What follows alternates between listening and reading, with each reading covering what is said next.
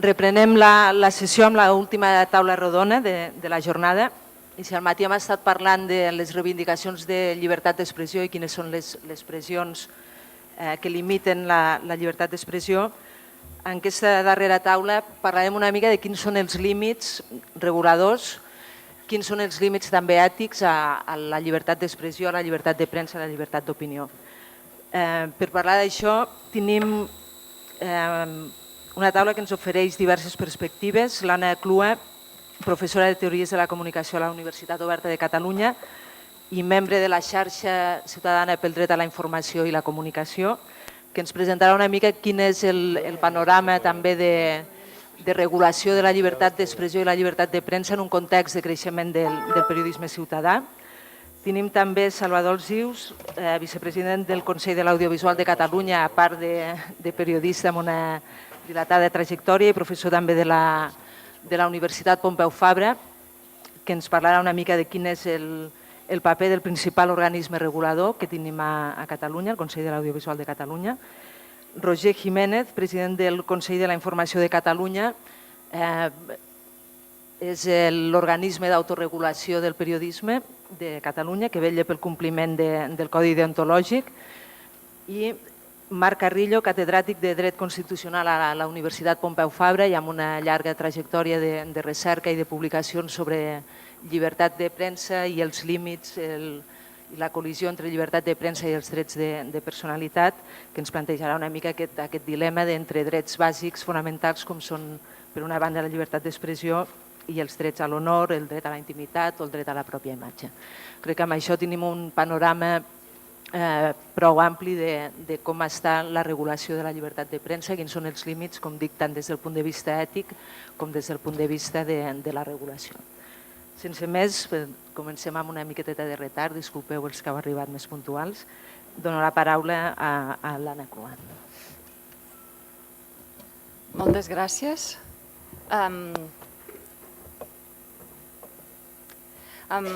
En primer lloc volia agrair en el meu nom i en el nom de la xarxa ciutadana pel dret a la informació i la comunicació el fet d'haver-me convidat per estar aquí avui.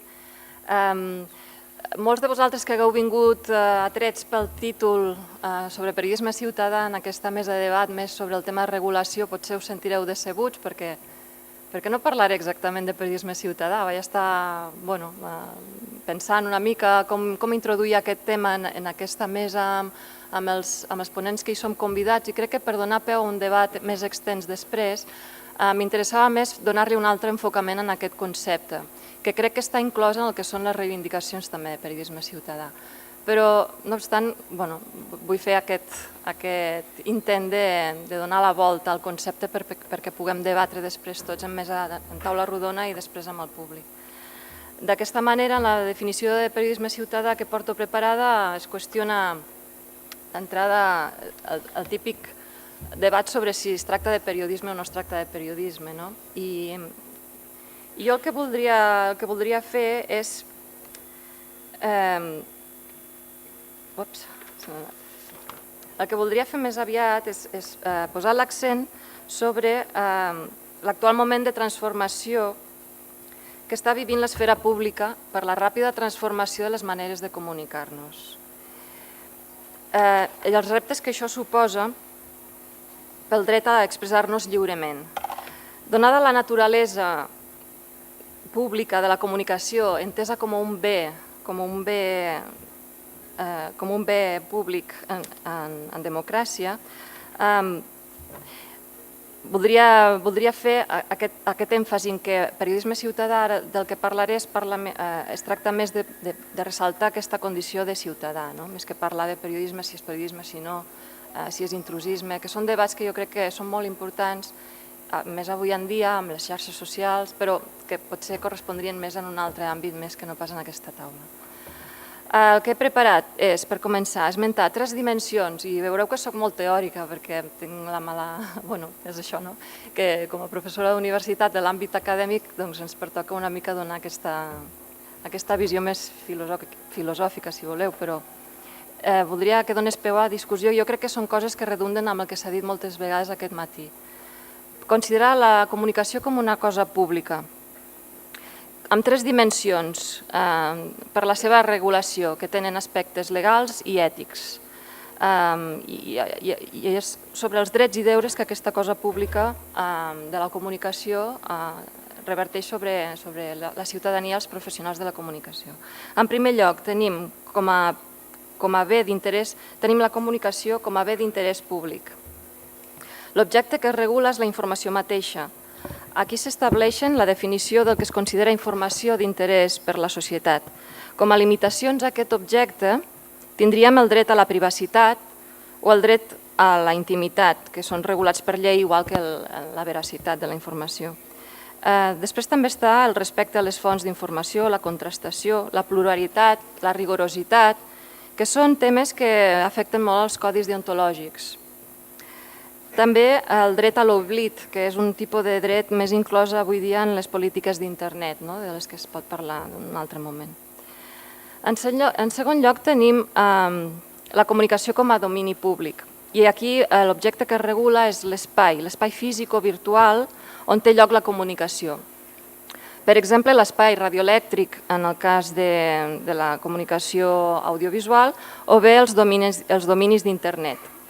La regulació d'aquest objecte depèn molt dels països, però actualment és gairebé comú que sigui l'administració qui administri l'espectre radioelèctric i pel que fa als dominis online no n'hi ha cap ens públic regulador, sinó que el repartiment d'espais a escala global els porta a terme una corporació privada. Són organitzacions privades, vaja. Les limitacions amb què es pot trobar aquest objecte, manca de voluntat política a l'hora del repartiment de freqüències, en el cas de l'audiovisual és clar, o els interessos, que també serveixen també en el cas de la comunicació audiovisual, els interessos geoestratègics i o econòmics comercials. En tercer lloc, tenim la comunicació com a servei públic i aquesta és la consideració que a efectes legals, jo penso que aquest matís és important perquè moltes vegades no se n'és prou conscient, a efectes legals tant els mitjans de comunicació públics com els privats tenen la consideració de servei públic. La limitació d'aquest objecte és el fet que la condició pública, de comunicació pública, quedi supeditada a la de servei, sense originar, jo crec que aquest és l'aspecte més important i que un simposi com aquest potser hauria d'obrir les portes a reflexionar al voltant d'això. El problema és que no s'origina debat social sobre aquest fet, de que esdevinguem més servei que no pas intentem defensar la condició pública d'aquest servei. En què es tradueixen aquestes 3 dimensions de la comunicació com a cosa pública pel que fa al dret ciutadà? Doncs és això que us he ficat tanta estona aquí, el dret a dir, el dret a saber pel que fa a l'interès públic, el dret d'accés pel que fa al domini públic en l'espai de la comunicació i el dret d'ús. Ara us posaré uns exemples del que són els tipus de reivindicacions que es poden haver dut a terme i concretament aquest és una reivindicació que va fer la ciutadania respecte al dret d'ús dels mitjans de comunicació com a servei públic. I va ser un intent de portar al debat el fet que l'ús dels mitjans públics pel que fa a la creació i gestió de continguts fossin només una potestat dels professionals de comunicació. La ciutadania reivindicava accedir a una, en aquest cas era la Comràdio de Barcelona, accedir a poder gestionar i crear continguts en un espai propi de la ràdio. També hi ha d'altres exemples i en aquest cas de limitació de totes 3 dimensions relacionades amb aquest dret a la cosa pública que és la comunicació i el més flagrant potser seria el tancament de Canal 9 a València o seria també els casos de Telemadrid i el que ens ha explicat avui la companya de l'Associació de Periodistes de la Corunya. Com queda doncs la nostra definició de periodisme ciutadà ben establert aquest marc teòric? Com seria aquesta definició de periodisme ciutadà? Que no el relegui només a debatre sobre si les xarxes socials es fa periodisme o no. Doncs interès públic és investigar, descriure, analitzar, opinar i tenir dret a això. Domini públic és el dret a participar en l'espai públic, a connectar-se. Servei públic, codificar, difondre, compartir, assabentar. Jo crec que això no sap de fronteres entre si ets professional o no. Jo crec que aquí també hi hauria un lloc per al debat interessant. Es tracta de reunir en aquesta definició aquestes tres dimensions de la comunicació com a cosa pública i de no construir murs entre el fet de ser o no ser professionals de la comunicació a l'hora de reivindicar els drets que se'n deriven.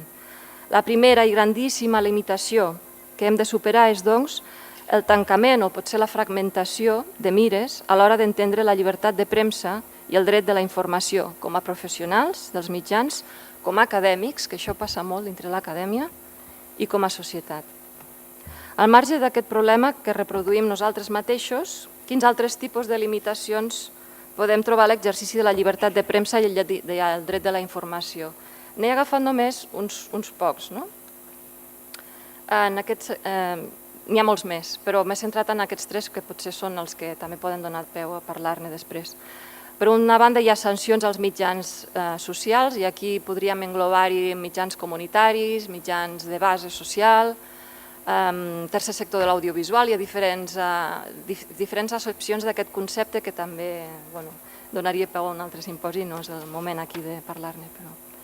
Un altre tipus de limitació en aquest exercici és l'enduriment de mecanismes de control, com les lleis Mordassa, l'aparició de reguladors privats, i això passa molt en el món d'internet, que són reguladors diferenciats dels aparells institucionals de l'Estat i que tenen un enorme poder.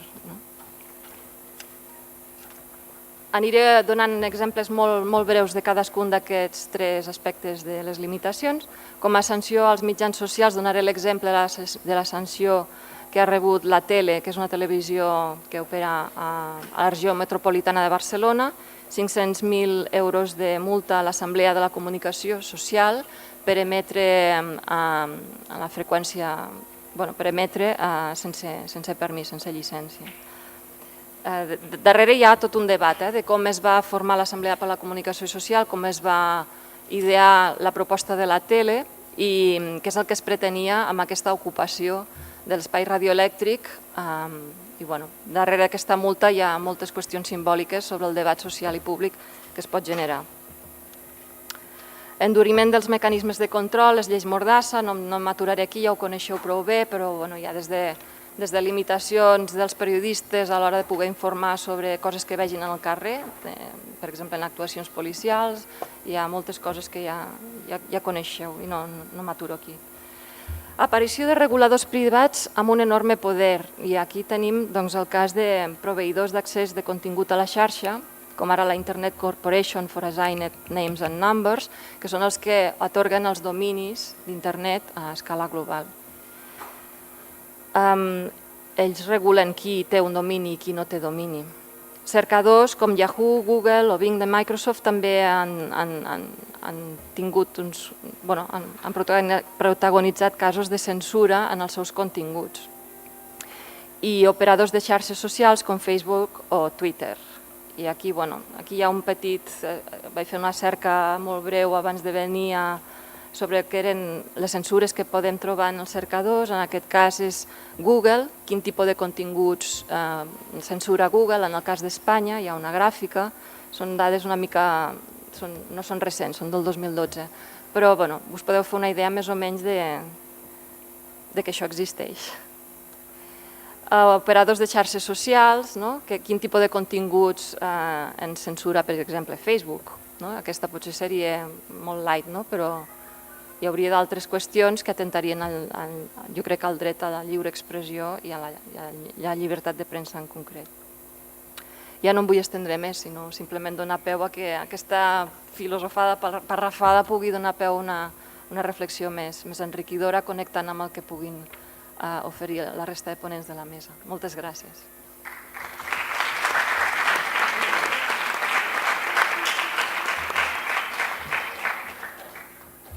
Moltes gràcies. De moment no m'està donant feina, just els 10 minuts. T'has tingut perfectament els 10 minuts pactats. Donem pas a Salvador Alsius, com he dit abans, vicepresident del Consell de l'Audiovisual de Catalunya. És el càrrec amb el qual l'hem convidat avui, a part d'un professional del periodisme amb una llarga carrera en diferents mitjans i també professor de la Universitat Pompeu Fabra. Molt bé, moltes gràcies, bona tarda.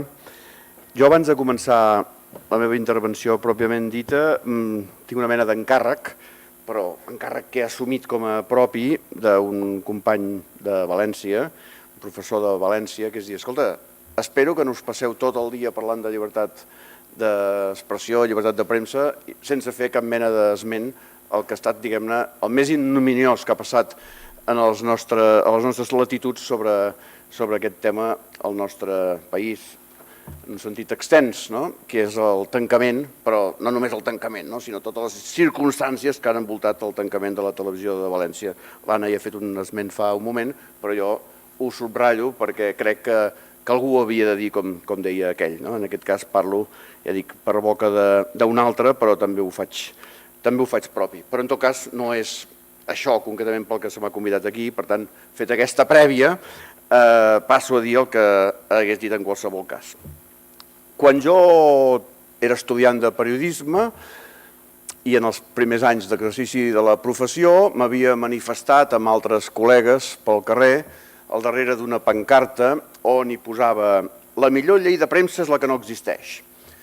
Per nosaltres, aquesta frase en aquell moment tenia un claríssim referent, que era la llei Fraga i Ibarne, la llei de premsa de l'any 66, és a dir, promulgada en plena dictadura franquista. I aquesta frase la vam anar escoltant durant anys i anys, també durant la transició política, i s'havia anat introduint, podríem dir, la genètica dels periodistes i de la gent relacionada amb el món de la comunicació. Era, a més, una frase que havia fet patrimoni seu, diguem-ne, el que en podríem dir les esquerres, simplificant molt, davant d'això, davant d'amenaces censores per part d'una dictadura primer i d'una situació complicada, si més no, després.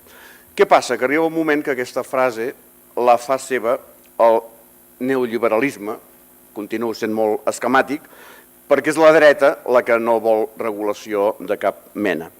I l'esquerra, després d'un cert temps de desorientació, arriba un moment que comença a demanar, dir, escolti, sí, una mica de regulació, potser sí que ens aniria bé.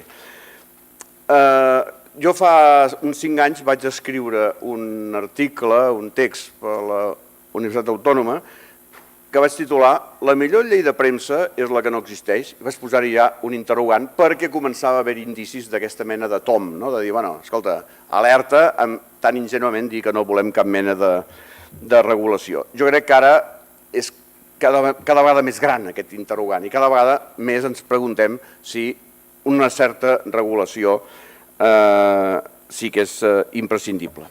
En això s'hi barreja la meva situació personal. Resulta que jo, després de molts anys de ser un apòstol de l'autoregulació i treballar per l'autoregulació al Col·legi de Periodisme, al Consell de la Informació de Catalunya, etc., de cop i volta les circumstàncies de la vida em porten a ser membre de l'organisme regulador, del CAC.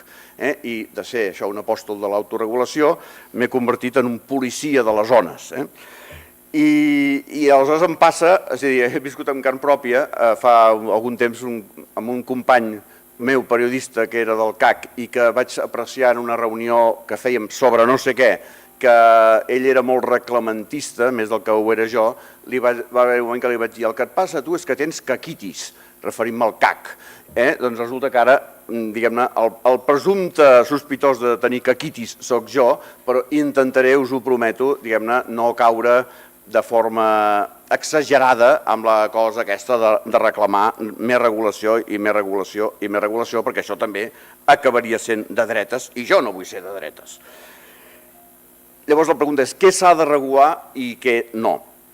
En principi, com a idea molt general, jo faig meva la frase que li vaig escoltar fa algun temps en un congrés a Manuel Núñez Encabo, que és l'actual president del Consejo de Quejas de la FAPE, és a dir, l'organisme del qual n'és vicepresidenta la companya que ha parlat abans.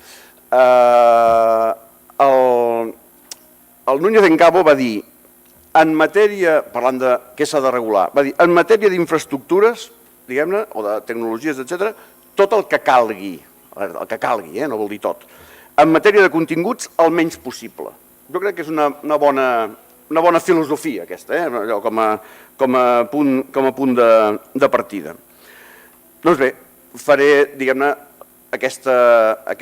utilitzaré aquest binomi com a fil conductor. Matèria d'infraestructures tecnològiques. Clar, hem de tenir en compte la potència que té el sector audiovisual. Un sector que ha crescut un 18% interanual, pel que fa, diguem-ne, a potencial econòmic, a facturació, etc., i on es dona, per cert, una situació de duopoli, perquè entre dos grups mediàtics, que són A3 Media i Mediaset, acaparen el 55% de l'audiència i el 87% en ingressos per publicitat. Aviat està dit. És a dir, estem a Espanya en aquesta situació de duopoli, situació, diguem-ne, que reverteix a Catalunya, donat que aquests dos grups, diguem-ne, entren sense cap mena d'arancel, ni de barrera de cap mena, ni de frontera, podríem dir, mediàtica, a Catalunya també, amb aquest potencial.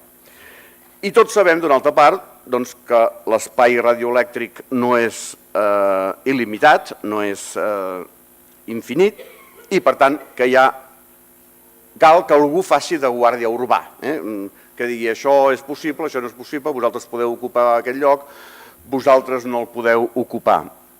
No és bo que aquest paper el facin els governs. No és bo, per exemple, que un govern posi una multa a ningú per estar actuant de forma il·legal o alegal, etc. Abans ja s'ha reclamat, diguem-ne, la importància de les autoritats independents. El CAC pretén ser-ho, no és un esperit pur tampoc el CAC pel que fa a la independència, però almenys segons la llei ho és, i per tant, en principi, té aquesta missió.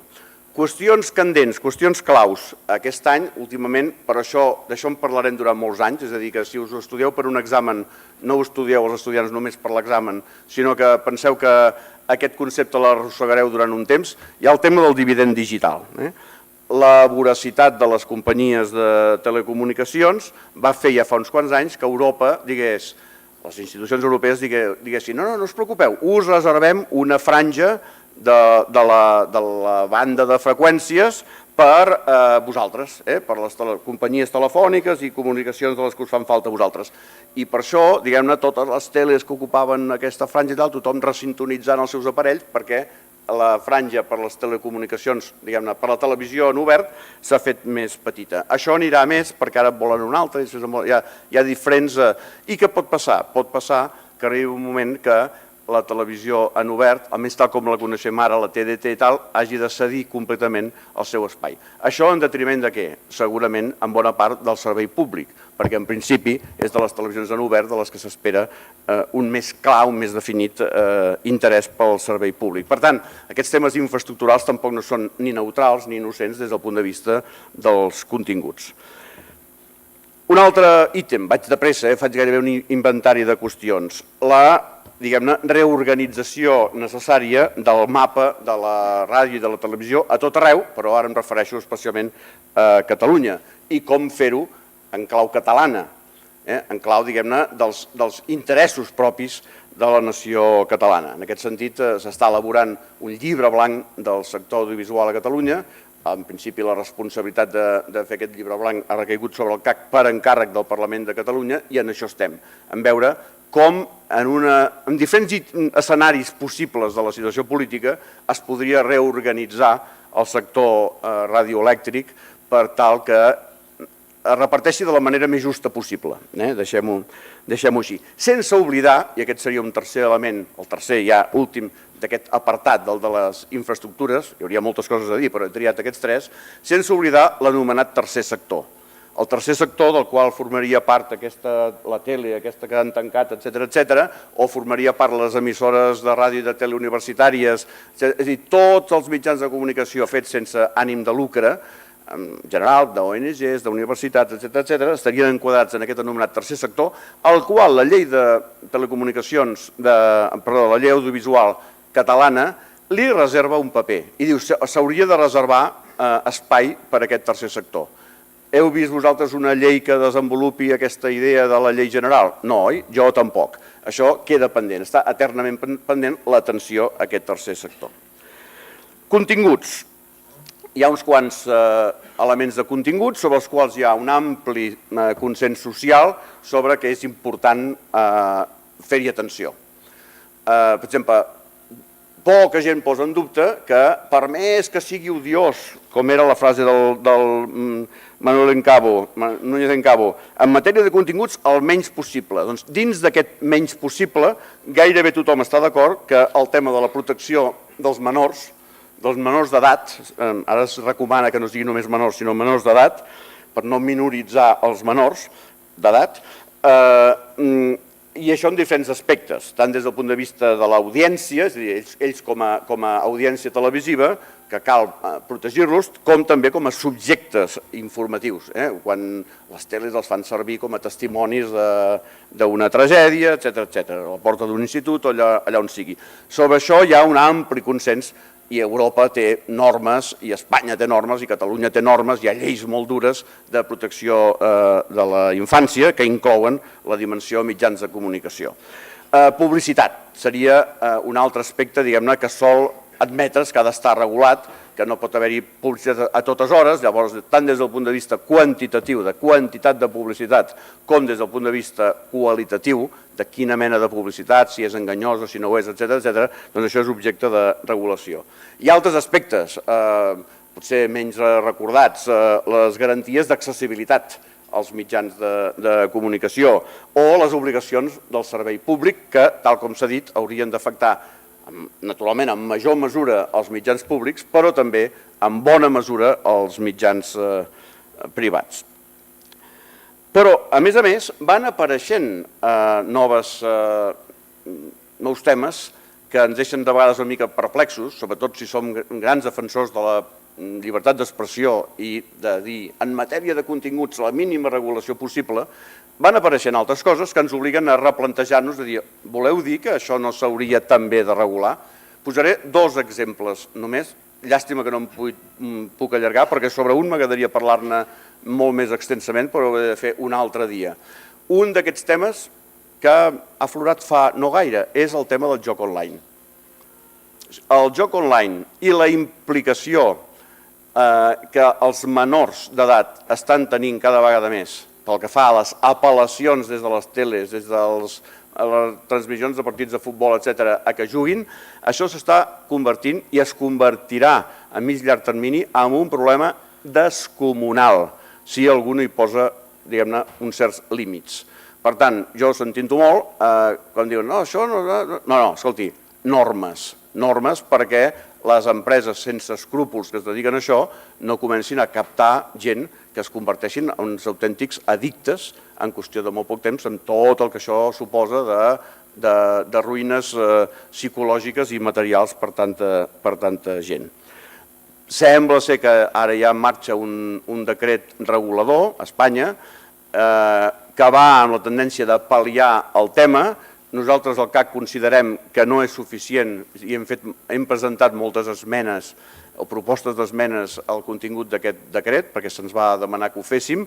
Som escèptics sobre que ens siguin acceptades, però nosaltres hem fet tot el possible perquè, diguem-ne, les limitacions que es posessin a l'hora d'expandir aquest negoci terrible dels jocs online fossin els menys possibles. I l'altre tema, que és del que m'agradaria parlar molta estona, però ja sé que no ho puc fer, per tant només l'esmentaré, i mira que me'l portava preparat, fa ràbia això de vegades, prepares molt una classe i dius, ostres, ara no podràs explicar-ho com voldries. Bé, de fet, qui ho hauria d'explicar, perquè en sap molt més que jo d'això, és el catedràtic Marc Carrillo, però jo ho voldria esmentar. És el tema del discurs de l'odi. És a dir, ja fa anys que a través de tota una sèrie de normes, d'instruccions, d'exhortacions, de normativa, diguem-ne, promulgada a diversos nivells, Europa la Comunitat Europea està preocupada, està, diguem-ne, concernida pel tema del discurs de l'odi. El tema és definir-lo, però hi ha hagut a poc, diguem-ne, assajos de definició d'on hi ha i on no hi ha discurs de l'odi.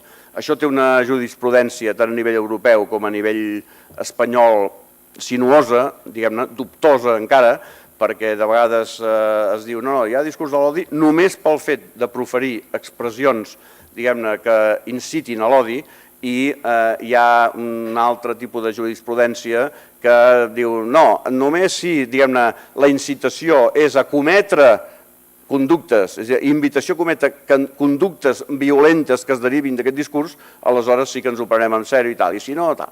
Bé, fins ara la normativa, la tendència normativa europea al respecte era rigorosa, és rigorosa, a Espanya era més dèbil, això, tant a nivell legal com a nivell de jurisprudència. Sembla ser, com el tema del joc online, que aquí també comença a haver-hi una certa consciència en aquest sentit i que ens volem homologar amb altres països europeus i hi ha decidida una reforma d'un article clau del Codi Penal, diguem-ne, en el sentit de penalitzar més i d'una manera més clara qualsevol mena de discurs de l'odi. Quan parlo de discurs de l'odi, penseu amb gent que diu a la tele en una entrevista que al president Mas le conviene un buen fusilamiento, per exemple, el dia 15 d'octubre, això, casualment, dit això el dia 15 d'octubre, per posar un exemple, diguem-ne així, com qui diu a l'atzar, d'una cosa escoltada a la televisió i analitzada en el seu moment pel CAC, o la tira de twitters o de coses, missatges proferits d'altres xarxes socials acusant a uns o als altres, no sé què, de nazistes o no sé què, de nazis, etc. O dient les barbaritats més grans en qualsevol moment sobre si els catalans haurien de morir-se tots amb accidents d'avió, etc. O sigui, en podríem trobar d'exemples moltíssims. Fins a on, diguem-ne, s'ha d'admetre que aquest discurs de l'odi proliferi impunament. És a dir, és dels temes també que dius, home, potser sí que aquí hauria d'haver-hi línies vermelles. I acabaré fent només una al·lusió a un problema que en qualsevol cas té ara per ara la regulació. O sigui, tant si ens plantegem que la regulació ha d'anar, diguem-ne, a nivells molt mínims o a nivells intermedis o a nivells més rigorosos, que això al final té, diguem-ne, la decisió sobre això té components ideològics, polítics, etc. Però ens posem allà on ens posem, topem amb un problema. Com la ràdio o la tele, més o menys, i al CAC li costa mirar-se tot el que surt a la tele a Catalunya i escoltar totes les ràdios, imagineu quina feinada s'ha de fer per mostres, etc. Ara, imagineu posar-vos a regular internet. Ja no dic internet, diguem-ne, en tot el que hi ha a internet, sinó només els productes audiovisuals que circulen per internet. El problema del que s'ha anomenat la convergència tecnològica. Com ens podem imaginar el futur regulatori en una cosa tan àmplia, tan complexa, tan inabastable com és internet? Aquest és un problema que tenen plantejats tots els organismes regulatoris del món i que estan donant voltes i que, evidentment, no és de solució gens fàcil.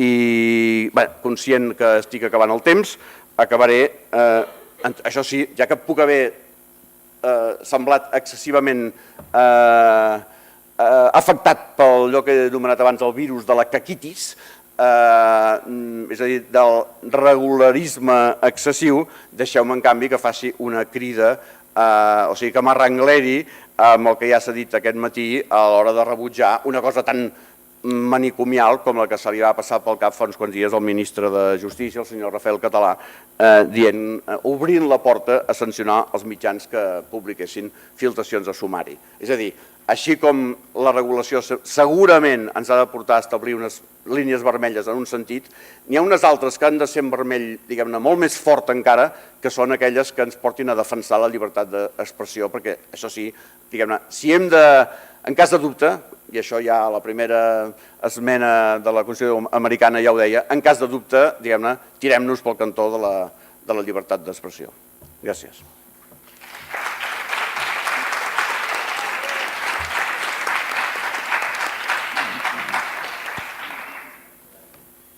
Donem pas a Roger Jiménez, president del Consell de la Informació de Catalunya, que ens donarà la visió aquesta dels que reclamen menys regulació confiant en l'autoregulació. Doncs ens parlarà una mica de quin és el paper de l'organisme d'autoregulació. Moltes gràcies, bona tarda. Agraït per aquesta amable invitació a participar d'aquesta trobada que em permet també parlar de l'autoregulació. Ja fa dies que aquest pont llarg, o com li vulguem dir, en què jo estava pensant en el tema aquest i va sortir, en Salvador Osius ja s'ha referit, a les reaccions provocades per les insinuacions, més que insinuacions, ben bé quasi propòsits del ministre català sobre sancionar els mitjans de comunicació. Però, com a contrapartida, ha sortit una veu atinada, assenyada, que és la del president del Consell General del Poder Judicial, el senyor Carlos Lesmes, qui ha dit que no a les sancions, sí a l'autoregulació. L'autoregulació és el que estem fent els periodistes catalans des de fa més de 23 anys, des que es va aprovar el Codi deontològic de la professió periodística. Va entrar jo he deixat un paquet amb tríptics on ve la història del SIC, Consell de la Informació, el codi resumit i també unes explicacions breus sobre els annexes que s'han discutit i aprovat també al llarg d'aquest temps. És a dir, que el Consell de la Informació de Catalunya és un organisme autoregulador i també d'arbitratge que fa de mediador entre el públic i els mitjans de comunicació, entre els poders públics també i el carrer i la premsa, un punt de trobada entre uns i els altres. No tenim capacitat sancionadora i totes les nostres recomanacions són de naturalesa moral. Jo volia fer una... No ho he fet bé. Josep Pernau, il·lustre lleidatà, que ja dissortadament no està entre nosaltres, va presidir el Consell de la Informació i ell va fer unes consideracions, va presidir al llarg de 4 anys, i va fer unes consideracions sobre el paper que tenia aquesta entitat, i una de les coses que deia és que la informació és bàsica pel funcionament de la democràcia. Abans s'ha dit que si no hi ha llibertat no hi ha democràcia, si no hi ha democràcia no pot haver-hi una societat lliure de cap de les maneres. I si no hi ha democràcia, perilla també la humanitat. Això ho deia en Claude Jean Bertrand, una persona que va presidir al llarg de molt de temps l'Institut Francès de la Premsa i que jo vaig conèixer en una etapa que jo vaig ocupar a l'avantguàrdia com a defensor del lector al llarg de més de 6 anys. I ell portava temes deontològics amb molt d'interès i amb molt d'apassionament a l'Institut Francès de la Premsa.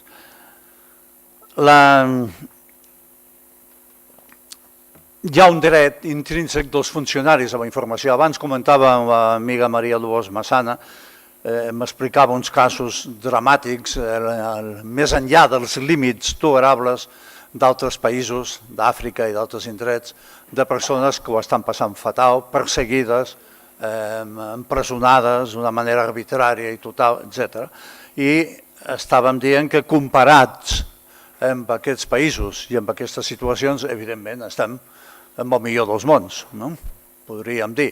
Però si som una societat avançada, el que no podem fer és retrocedir amb aquesta conquista de les llibertats.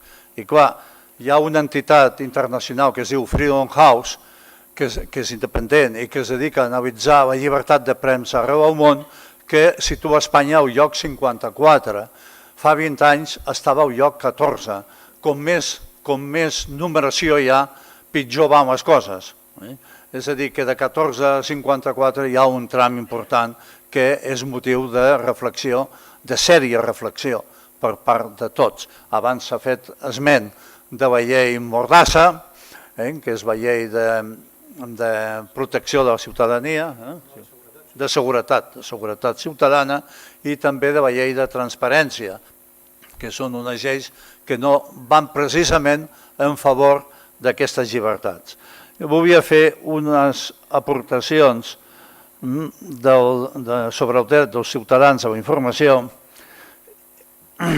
que topa amb problemes importants. Ara tenim, jo no estic d'acord amb el que ha dit la professora Anna Cú abans, que tothom pot ser periodista a les xarxes socials, perquè sense periodisme, al meu modo de veure, no hi ha periodisme. I, clar, les xarxes socials tenen uns papers importants, compleixen uns papers de transmissió ràpida, d'intercomunicació, poden ser molt eficaços en molts aspectes, però jo crec que en aquest sentit hi ha una usurpació de la tasca del periodista i del periodisme en aquest sentit.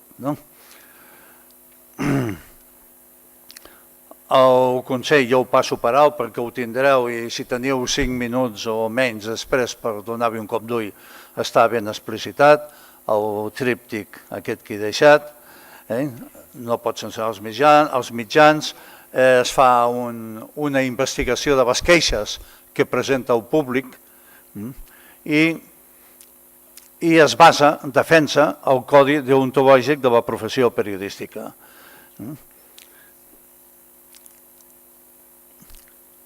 Tenim aquest codi, el teniu, de manera que me'l saltaré també. Tenim aquí, per exemple, un diari Midi Press, un diari digital, quan en Sarkozy era president de la República Francesa, que una brama que va córrer va passar a la xarxa com una realitat, i és que en Sarkozy havia perdut la vida en un accident de tràfic, en un accident de carretera. Midi Press no es va encomanar a ningú, l'agència France Press tampoc, que va ser la que va passar al despatx, i allò va circular al llarg d'un temps. I una tendència dels diaris a preguntar, a plantejar preguntes als lectors. La premsa està per donar explicacions, per analitzar a fons el que està passant i tractar d'acostar-se al màxim a la realitat del que ha passat i donar explicacions i respondre al per què, les 5 dobles Bs del periodisme pràctic de tota la vida. Per què anava a 190 el tren de Santiago de Compostela, grans titulars de La Vanguardia? Doncs aquest titular, la veritat és que no aporta gaire cosa. El País, en canvi, en aquest cas, ja aporta alguna aproximació al que va passar. Va frenar massa tard, després ja van anar entrant tots amb les raons o les causes que van produir aquella situació. Aquests diaris no són de la nostra òrbita i no tenim cap capacitat, però que els he portat aquí com exemples. ¿Se puede disparar en una persecución por una autopista repleta? Home, jo diria en una autopista repleta i no repleta, no? No es pot disparar en una persecució, en una autopista.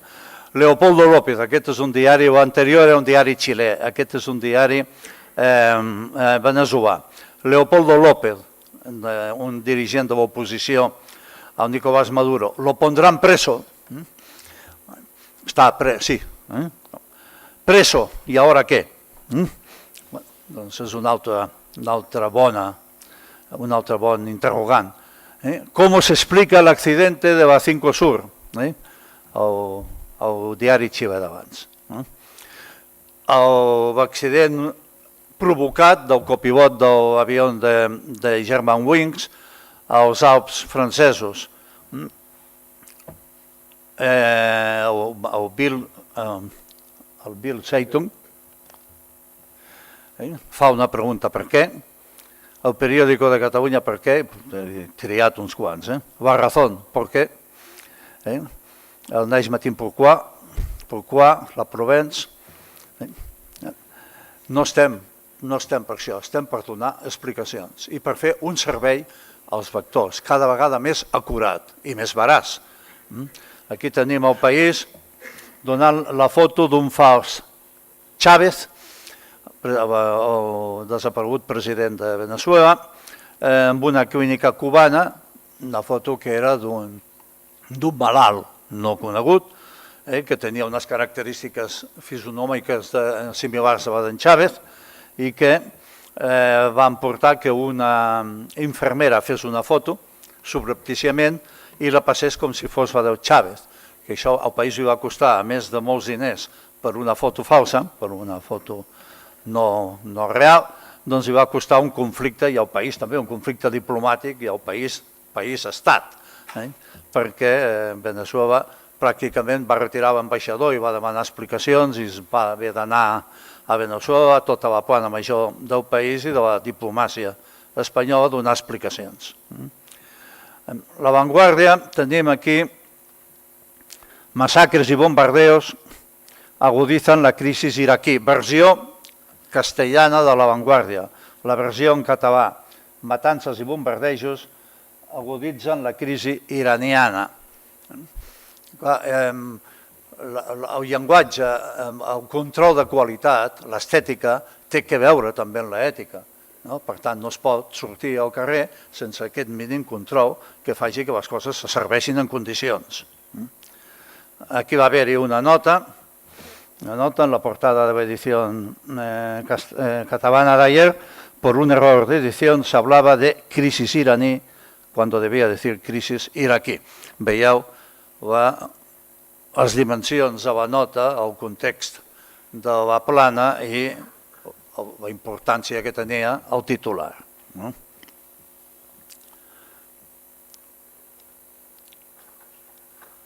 Bé, tenim... El dilluns passat vam celebrar a la seu del Col·legi de Periodistes de Barcelona una sessió sobre el conflicte d'interessos, periodistes que fan informació i que mentre fan informació introdueixen spots publicitaris, introdueixen tanques, missatges comercials. Aquí tenim uns quants casos que no em donarà temps a comentar d'una manera acurada, però en aquest cas concret té que veure amb la presumpció d'innocència, perquè el president del Consell General del Poder Judicial, el senyor Lesmes, deia que autorregulació, però això no vol dir que no hagi d'haver una responsabilitat als mitjans, i per tant una de les responsabilitats és respectar sempre la presumpció d'innocència i evitar en tot moment fer judicis paral·lels. Aquí teníem una portada, el homicida d'Aubor fue un niño de la calle que vivió en centros de menores, homicida d'Aubor, i aquí ja se'l cataloga, i ja està, no era ell, no era aquest noi, després es va demostrar. Per tant, una patinada, una relliscada important.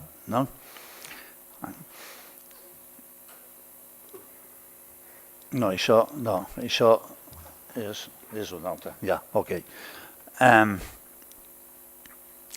Tenim també la manipulació fotogràfica, un diari que es deia El Gol, ja no existeix, estava a la xarxa, va publicar aquesta primera foto de l'esquerra en què surt l'expresident Laporta entre Carles Puyol i en Xavi, i al costat assegut davant de Guardiola, i amb aquest altre ha desaparegut per art de màgia en Laporta. Per què? Perquè el diari va pensar que en Rossell, que no era molt amic d'en Laporta, es molestaria per sortir en una foto plegats. Són casos que es donen. No puc tirar endavant perquè el temps mana, però sí que volia dir que hi ha una tendència cada vegada més forta a controlar els diaris a través de la banca. Aquí tenim a Catalunya, per exemple, 4 diaris importants, El País, La Vanguardia, Ara i El Periódico de Catalunya, que tenen respectius consellers a CaixaBank.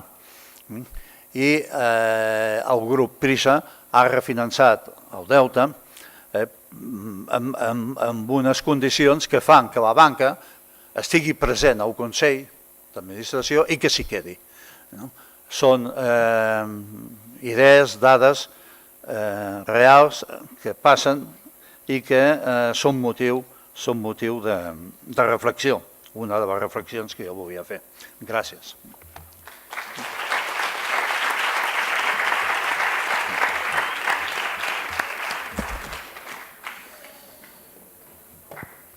Finalment, el catedràtic de Dret Constitucional de la Universitat Pompeu Fabra, Marc Carrillo, ens parlarà una mica d'aquest conflicte entre, aquí hem estat parlant del dret a la llibertat d'expressió, la llibertat d'opinió, però hi ha també altres drets fonamentals recollits en la mateixa categoria, al mateix nivell jurídic, que sovint entren en conflicte.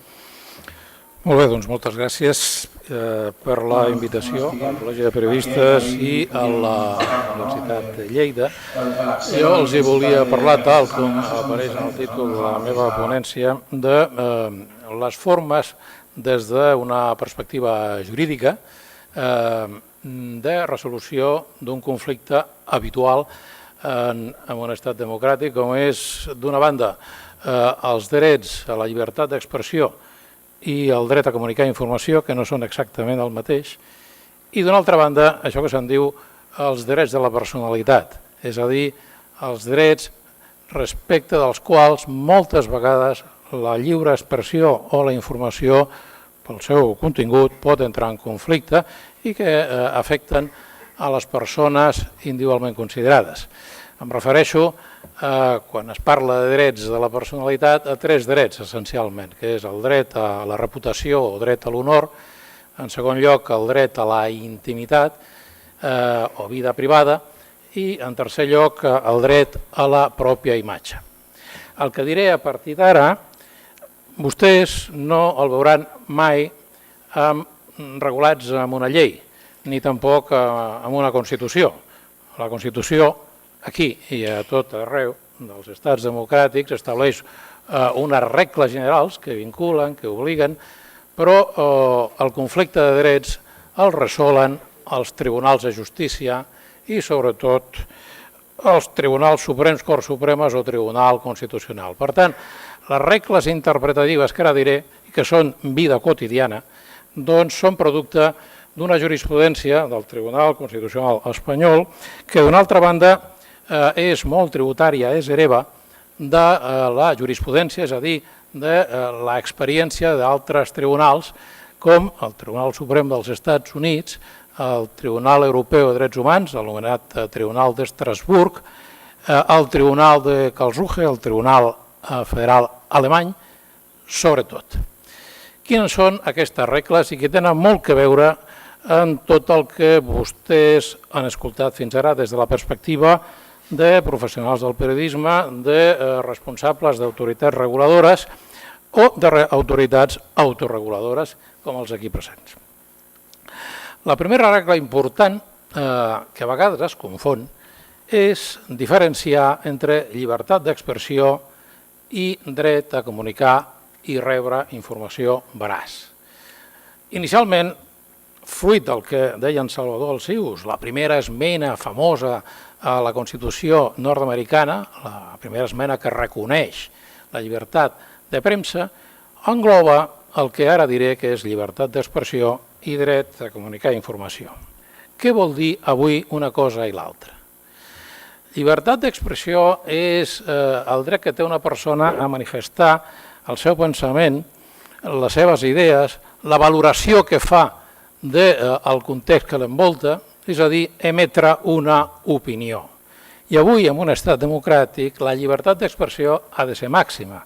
No és un dret absolut, està sotmès a alguns límits, però és obvi que en un context d'una societat oberta, és obvi que les persones i les entitats poden tenir la màxima llibertat per manifestar el seu pensament. I això significa la llibertat per dir expressions que són la manifestació més excelsa del pensament humà i de la raó humana i també les més miserables. Aquí entra en joc el que m'apuntava i ens suscitava en Salvador de l'anomenat discurs de l'odi. El discurs de l'odi a Europa està sotmès a regulacions diverses i el que pretén és fer front a expressions ideològiques, a pensaments que poden suscitar molèstia, terror, enrenou als destinataris, a la societat en el seu conjunt. Els tribunals han intentat donar resposta a l'anomenat discurs de l'odi a partir d'algunes, aquí sí, regulacions previstes en els codis penals. El discurs de l'odi, per raons històricament comprensibles, està especialment sancionat a Alemanya, sempre quan el discurs de l'odi signifiqui a Alemanya la negació, per exemple, de l'Holocaust, sense cap mena de distinció. A França, on França també va estar molt compromesa, la França de Vichy, la França feixista, compromesa amb el règim nazi, la mala consciència d'una lloca que també el Codi Penal francès prevegi una regulació similar a l'alemany i en el sentit de sancionar, per exemple, com una mena de discurs de l'odi, la negació de l'Holocaust i d'altres negacions, com per exemple el genocidi turc a Armènia. Als Estats Units això seria incomprensible. Als Estats Units la llibertat d'expressió és màxima i es dona cobertura també a expressions d'aquesta mena de contingut miserable. A d'altres indrets, com és el cas d'Espanya, hi ha una solució intermitja que apuntava també en Salvador, que és, d'una banda, considerar lliure expressió l'expressió miserable, però si la dita expressió comporta incitació explícita a la violència, això ja significa sanció penal, això ja és perseguible. És a dir, si estàs dient quelcom que incita el col·lectiu a determinades persones a agredir d'altres a través de la violència, això és inadmissible en un estat democràtic. Bé, això més o menys de manera molt sintètica és les solucions diverses que es donen a l'anomenat discurs de l'odi. En segon lloc està la llibertat d'informació, o dret a comunicar informació, del qual no oblidin que no únicament són titulars els professionals de la informació, els periodistes, sinó que ho són tots els ciutadans. Qualsevol pot informar, pot comunicar informació. I la informació es diferencia de la llibertat d'expressió perquè els seus límits, el cànon de control per part d'un jutge és més rigorós. Què vull dir amb això? Que quan s'informa, i ja avançaré sobre aquest tema més coses, el que es fa és transmetre fets. El que s'està dient són fets. No s'està opinant, s'està transmetent fets que han esdevingut. És veritat, i no seré ingenu, que en molts missatges comunicatius els elements valoratius, l'expressió, i els elements fàctics, la informació, a vegades estan barrejats.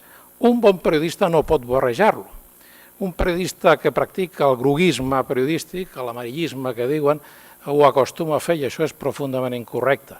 En tot cas, en cas de conflicte, el jutge haurà de verificar si en aquell missatge el que predomina és l'element fàctic o l'element valoratiu. Si l'element valoratiu és el que preval, naturalment el judici haurà de ser més laxe. Si el que predomina és l'element fàctic, el control podrà ser més intens per les raons que ara diré. Aquesta és la primera regla.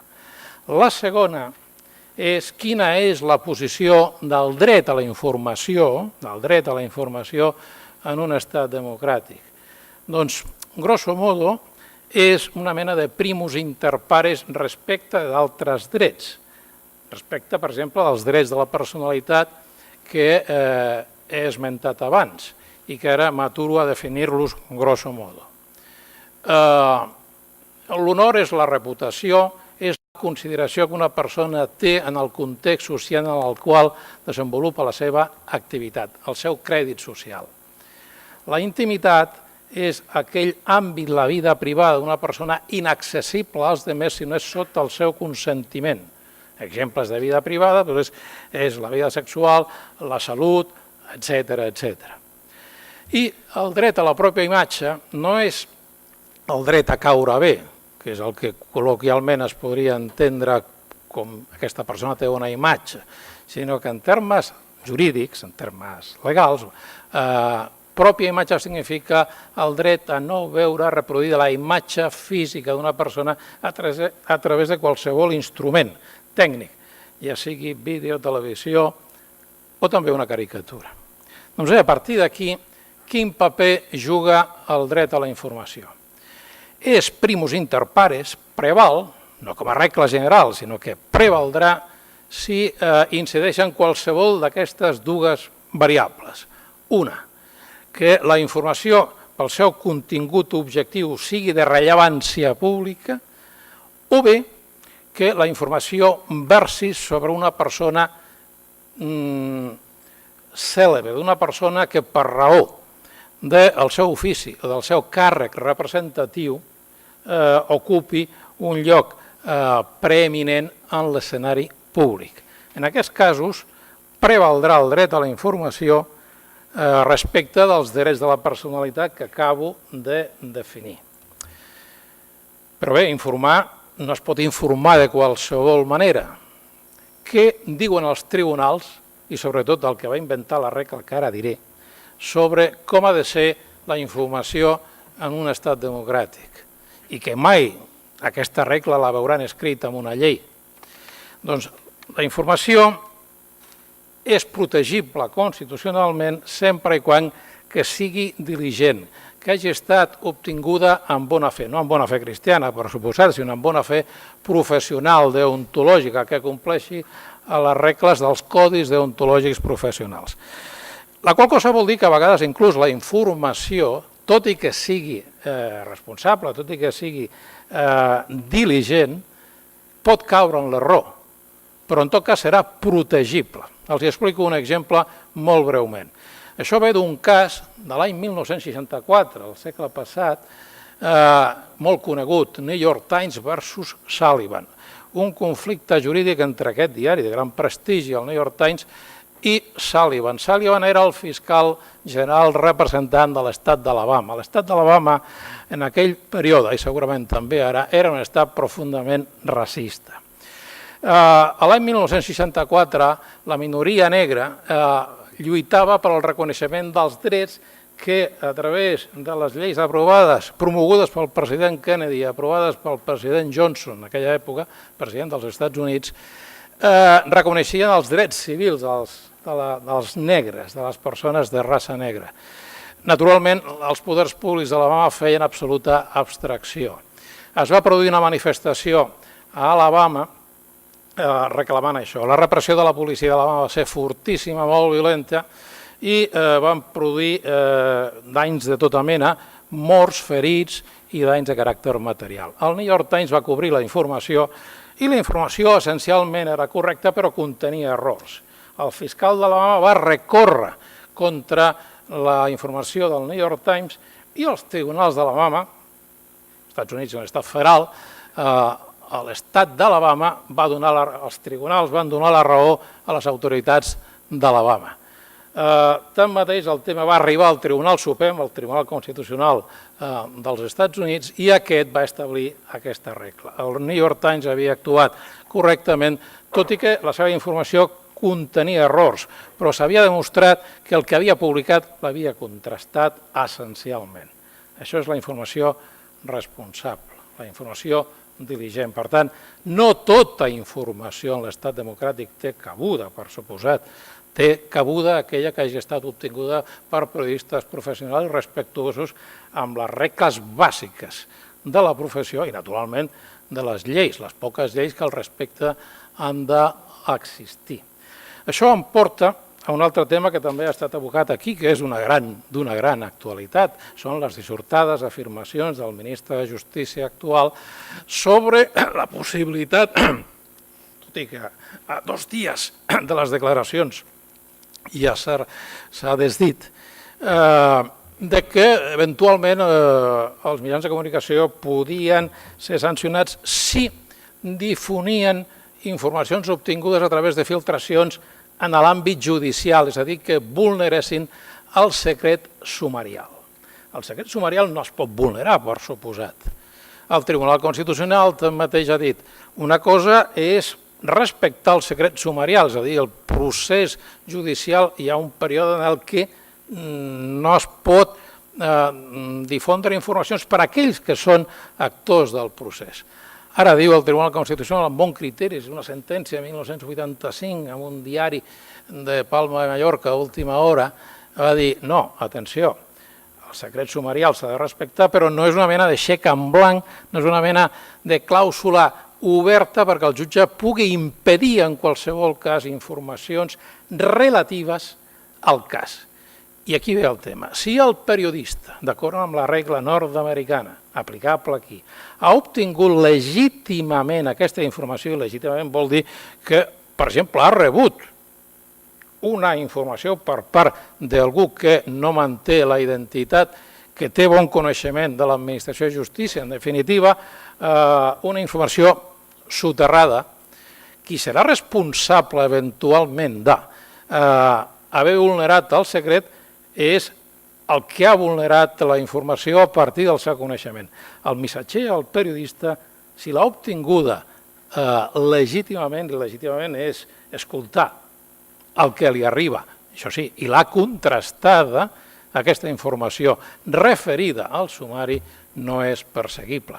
Per tant, el senyor ministre, en aquest sentit, anava a dir, ignorava la jurisprudència.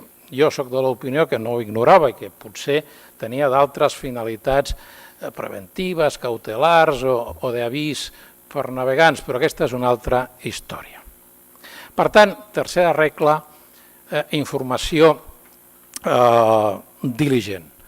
Quarta regla, la informació diligent és sinònim d'insult, d'injúria, és a dir, jo periodista, jo particular que he produït una informació i l'he difós i que em consta que respon a allò que realment va passar, jo puc dir el que s'escaigui en aquesta informació? La resposta és no. És a dir, si aprofito l'avinentesa que el Segre passa per Lleida i dic que, a banda d'explicar que avui s'està produint un simposi a la ciutat de Lleida, en el Centre de Cooperació Transfronterera, afirmo que una bona part dels ponents no tenen la més mínima idea del que estan parlant o els qualifico d'incompetents i d'illetrats, una cosa no té res a veure amb l'altra. No hi ha relació de causalitat entre l'objecte de la informació, el simposi que es fa aquí és un exemple fàcil, i la competència professional o no dels que estem parlant. El que estic dient ve a cuento de moltes sentències al respecte. Hi ha un cas especialment divertit, per no dir patètic, que va protagonitzar a finals dels 90 del segle passat un periodista, o que deia que era periodista, d'aquesta fauna del periodisme esportiu, no vull dir que tot el periodisme esportiu sigui una fauna, que responia al nom de José María García, i que va emetre una informació que era veritat sobre un expresident de la Federació Espanyola de Futbol, exdiputat a les Corts d'Aragó per l'antiga Aliança Popular, el partit anterior al Partit Popular.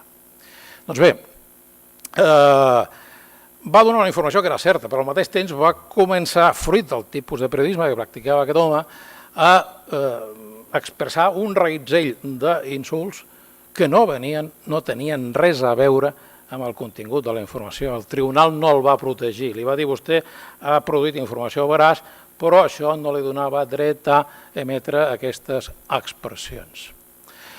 Cinquena regla. L'interès públic que he dit abans. La informació en un estat democràtic és un pilar essencial d'aquest. Si no, l'estat democràtic no existeix. Un estat democràtic i els seus mitjans públics, sobretot, han de respectar les regles del pluralisme polític, el pluralisme social, el pluralisme lingüístic, etc. I en aquest sentit, informar sobre coses d'interès públic realment pot ser feridor per als destinataris. Per exemple, hi ha un cas del Tribunal Europeu de Drets Humans, cas Linges 1986, en el que el tribunal li va donar la raó al senyor Linges, que era un periodista austríac, que va emetre una informació en un diari austríac sobre el canceller austríac de l'època, era un senyor que es deia Bruno Kreisky, canceller socialdemòcrata molt prestigiós en aquella època. Però el periodista havia fet una recerca sobre el passat de la joventut del senyor Kreisky i va dir el senyor Kreisky, quan era jove, i en l'època de l'Angelus, quan els nazis es van accionar a Àustria, doncs era un home que tenia amistats perilloses amb nazis. Això va molestar moltíssim el senyor Lingens, el senyor Kreisky, i va demandar a Lingens i al mitjà de comunicació. Els tribunals austríacs li van donar la raó al primer ministre i tanmateix Lingens se'n va anar a Estrasburg i Estrasburg li va donar la raó a Lingens i va condemnar a l'estat austríac. Sota quina argumentació? Sota l'argumentació de que la llibertat d'expressió i el dret a comunicar informació, tots dos, poden comportar expressions no únicament amables i afalagadores, sinó també expressions i informacions feridores que puguin causar inquietud en el si de la societat. Doncs bé, així podríem continuar, sense anar més lluny, i en l'ús de la llibertat d'expressió i del dret a comunicar informació podríem dir la Comissió d'Investigació del Parlament de Catalunya, que encara funciona sobre els casos de corrupció, etc. I la presència de la família Pujol allà doncs, ha donat lloc a manifestacions de tota mena. I s'ha dit, bueno, l'entorn de l'expresident Pujol, l'entorn familiar és un entorn corrupte. És una opinió, de moment és una opinió perquè no hi ha decisió judicial al respecte. Ara, una informació és reproduir el que va dir la seva esposa quan va dir els meus fills doncs estan amb una mà al davant i una altra al darrere. Això és informació, és textual, ho va dir aquesta individu, aquesta senyora. Doncs bé, això pot causar a l'opinió pública, pot causar molèstia, pot causar inclús un cert pavor, però la informació en un estat democràtic és pilar essencial. Sisena regla. La sisena regla, vaig acabant, diu en 2 minuts, jo en prenc 4. Sisena regla. Les persones de rellevància pública no tenen drets a la personalitat, és a dir, la persona coneguda per raó del seu càrrec representatiu, la persona coneguda per la seva professió, ha de renunciar a l'honor, a la intimitat i la pròpia imatge? La resposta és no. Ara és evident que en l'exercici de l'activitat per la qual és coneguda aquesta persona, és obvi que en l'exercici el grau de protecció que pugui gaudir dels seus drets de la personalitat ha de ser menor.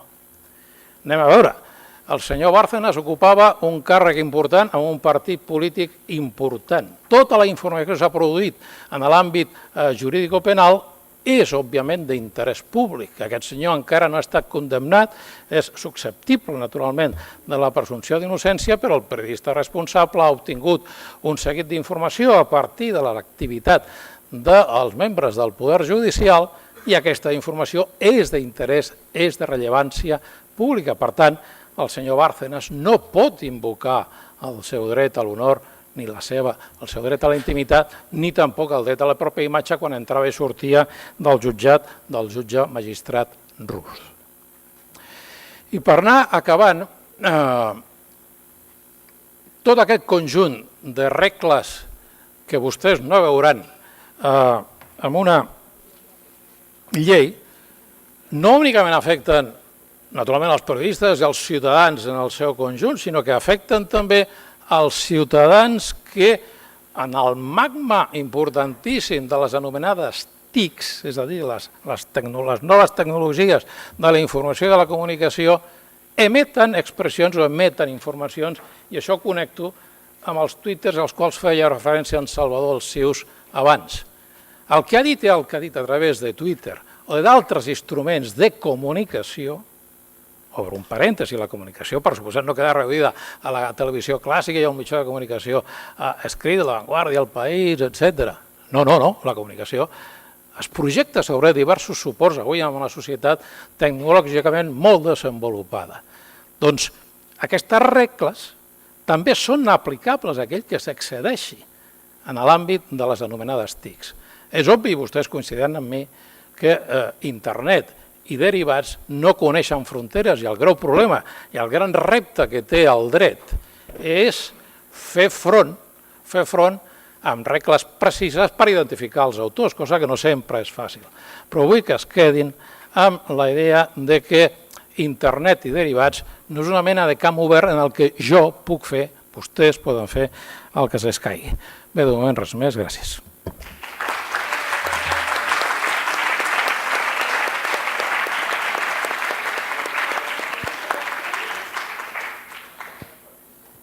Ens queden uns 10 minutets disponibles per preguntes, comentaris, debat. Hola. M'he colat una mica en aquest simpòsium, no ho tenia previst perquè he vingut a Lleida per altres motius. Soc llicenciada en periodisme, fa quasi 20 anys per l'Autònoma de Barcelona i havia fet les pràctiques a BTV en temps a més del Carles Prats i vaig aprendre molt. Jo en aquells temps per això era molt rebel i estava al sindicat de periodistes i ara estic reconvertida en guia turístic, guia del Parc Nacional d'Aigüestortes. Entre altres coses vaig deixar el periodisme perquè quasi 20 anys després veig que no ha canviat gaire la cosa, la irrupció de totes aquestes xarxes socials veig que tampoc no ha fet que els que són periodistes en actiu encara i sobretot els que esteu a llocs on preneu decisions com el CAC i totes aquestes institucions, tampoc no sembla que us n'hagueu sortit gaire. No hi ha hagut un canvi d'estructura dels mitjans, de continguts. Veig que els sectors socials que tenen ganes de fer coses, aquestes terceres vies, etc., se'ls continua deixant de costat. Jo vaig sortir-me dels mitjans de comunicació sobretot perquè, havent treballat a premsa escrita, a ràdio, a televisió només les pràctiques de BTV i poca cosa més, estava farta de veure com en totes les redaccions hi havia no un, dos, tres, quatre i fins a 5 redactors en diaris petits, com el Diari de Terrassa, poso un exemple, dedicats als esports i al futbol, i els esports sempre ocupant la major part dels espais, del volum de tots els mitjans, i els temes mediambientals, jo soc periodista especialitzada en medi ambient, no han tingut mai cabuda, molt poca cosa, es tractava molt vagament sempre des de les seccions de societat. Veig que això no ha canviat. I justament vull posar aquesta reflexió perquè fins a quin punt la llibertat d'una banda del periodista continua estant bastant escapçada pel fet precisament que ja es troben els mitjans amb unes estructures molt tancades i molt feixugues, i d'altra banda el dret a la llibertat, el dret a la informació dels ciutadans continua també estant molt manipulada, molt escapçada, precisament perquè continuen pesant les informacions justament de temes socials, ja no de persones tampoc públiques que tinguin realment un càrrec, sinó de friquis, ja ho estem veient en moltes televisions privades, sinó a més els esports. I justament en una entrevista que només vaig poder veure un fragment del Jordi Évole, el Yanis Varoufakis, aquest ministre de Finances grec, que trobo un senyor molt interessant, ell va fer la crítica que els periodistes tracten moltes informacions de política i de temes importants internacionals com si fossin un partit de futbol. I realment tinc aquesta sensació, que continuem veient l'escenari polític, les informacions fins i tot internacionals, molt com un partit de futbol. I quan es diu això que hi ha dolents i bons i aquestes coses, i que hi ha a vegades tendenciositats a l'hora, i fins i tot que des del periodisme es crea molt aquest estat una mica de tensió, d'enfrontaments, és precisament perquè se segueix fent aquest tipus de periodisme. I és una llàstima, jo per sort ja me n'he sortit i no penso tornar, almenys haurien de canviar moltíssim els mitjans perquè jo hi tornés, i no és que no ho trobi a faltar, sobretot la ràdio, però no tornaré. Escric algunes coses a dins de la web de l'Associació de Guies del Parc Nacional d'Aigüestortes, si voleu tafanejar, al bloc de notícies, però res més. A mi m'agradaria posar aquesta reflexió i que els futurs periodistes m'aixequeu i no deixeu de pressionar aquests senyors que estan allà sentats, que són els que prenen decisions i els que potser ara poden canviar aquestes coses, perquè nosaltres sense un duro, de veritat, a mi em van dir que si volia fer temes mediambientals em busqués jo la publicitat. L'únic que va apostar, i no és que sigui un bon gestor, segurament, però va apostar per fer 2 hores en directe d'un programa de ràdio que no fos pels matins el mateix magazín de sempre, d'analítica política i tal, sinó de temes ambientals, va ser el Jaume Reixac amb el programa que jo mateixa vaig conduir i presentar, el Mar a Terra, i clar, com que hi havia un duro, la cosa va acabar com va acabar. Res, només era això, i posar aquesta reflexió.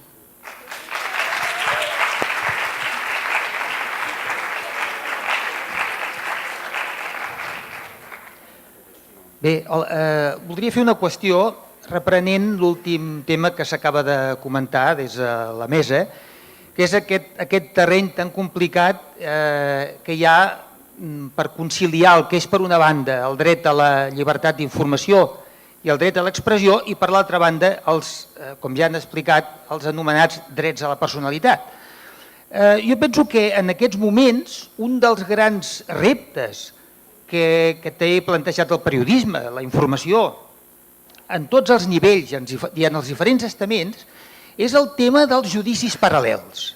Aquí a la mesa s'ha comentat, justament deia fa un moment el senyor Carrillo que els personatges públics, igual que els particulars, també tenen dret a protegir la pròpia imatge i també tenen dret a protegir la reputació i, per descomptat, la presumpció d'innocència, però si observem el que està passant en aquests moments i el que ja fa uns quants anys que passa en el que és la informació, sobretot d'àmbit penal, de l'àmbit penal, la informació sobre persones imputades en causes penals, sobretot a nivell audiovisual, a nivell de televisió, tots podem comprovar que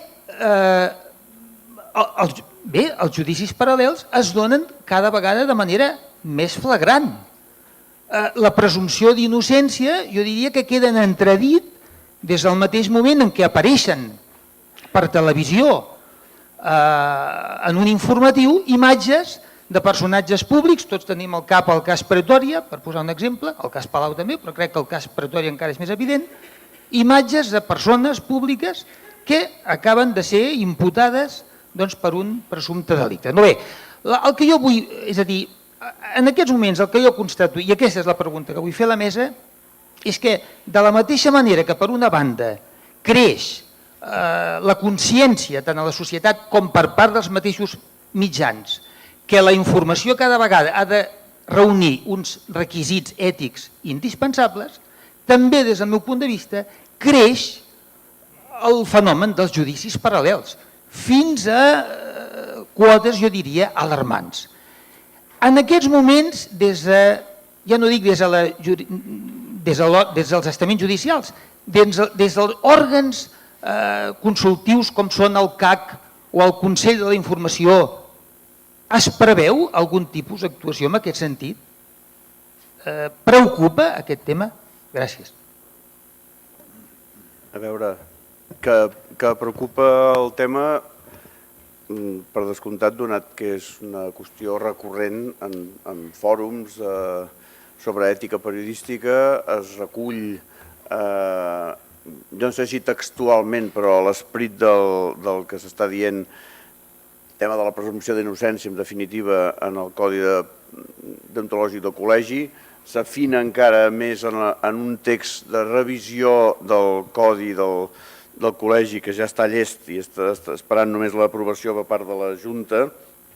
En Roger ja ha treballat molt en aquest, diguem-ne, perfeccionament, podríem dir, afinament del Codi amb els seus corresponents annexes, etcètera. Jo crec que sí, que és un tema absolutament present en el debat. Hauria d'anar això més enllà, és a dir, quin tipus de tractament hauria de tenir des del punt de vista regulatori.